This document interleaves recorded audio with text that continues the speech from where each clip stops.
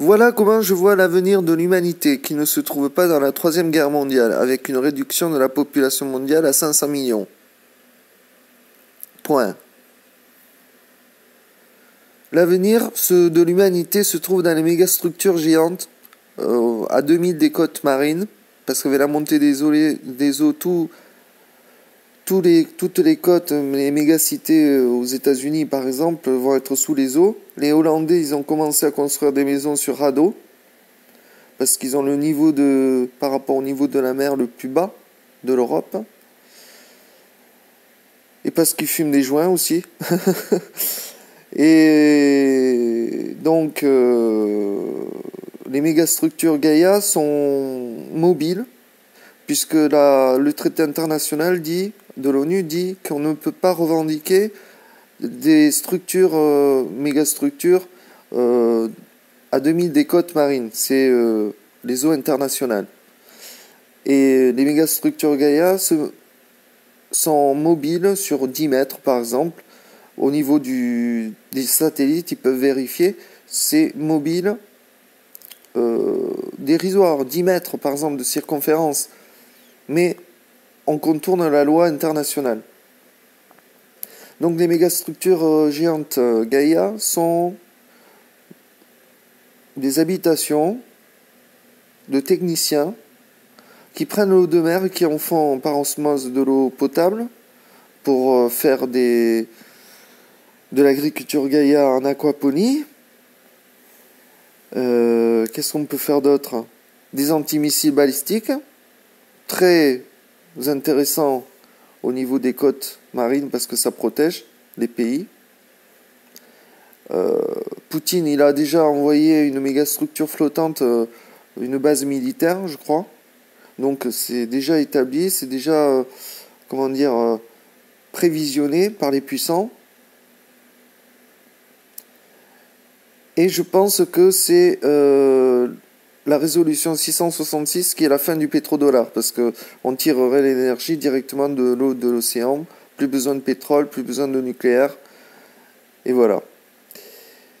On pourrait faire lancer des fusées aussi, au niveau orbital. Pourquoi c'est à Kourou le lancement des fusées? Parce que c'est les meilleurs emplacements. Donc au niveau de la mer, je pense que on peut envoyer des fusées propulsées à l'hydrogène. Donc, production agricole, production énergétique, autonomie, autosuffisance. Mise à disposition de Micro-Méga 6, c'est un bateau flottant avec des foils, c'est-à-dire avec des foils. En anglais, ça veut dire en français vous savez, quand les bateaux se soulèvent parce qu'ils sont tractés par un kata, par une voile de planche kite, voilà, ça se soulève et c'est sur les ailerons, voilà, les foils, c'est les ailerons.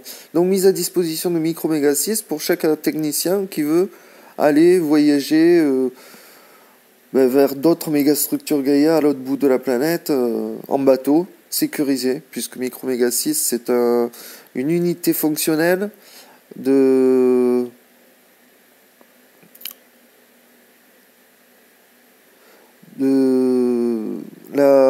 l'équation exacte, c'est l'ovoïde allongé. Ah oui, ovoïde révolution allongée, c'est-à-dire un œuf. Voilà. Parce que le cul de la poule, quand il fait sortir l'œuf, la coquille est fragile, sauf au niveau des pôles.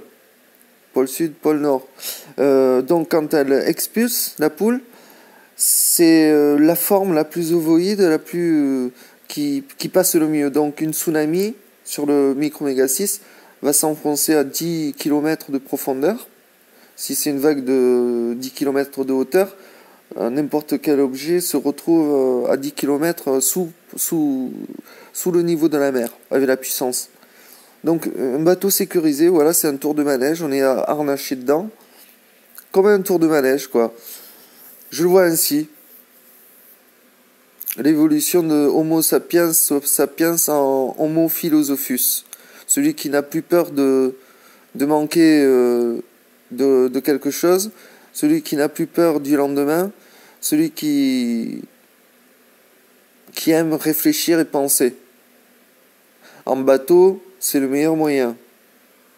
Amen, Inch'Allah. Tchou, laïque.